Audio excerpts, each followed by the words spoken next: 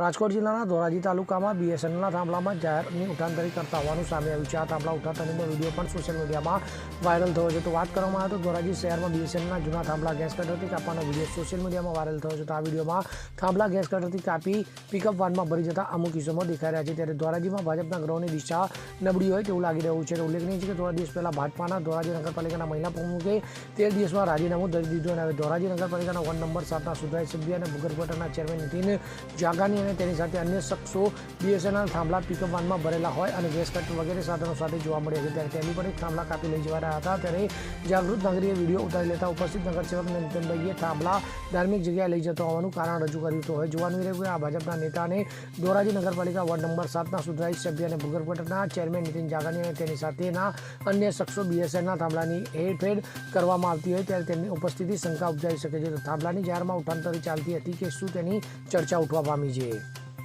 Bureau report CN24 news. હવે જુઓ દેશ દુનિયાની તમામ ખબરો તમારી આંગળીના ટેરવે। ઉઠાવો મોબાઈલ અને Google Play Store પરથી ડાઉનલોડ કરો અમારી CN24 ન્યૂઝ મોબાઈલ એપ।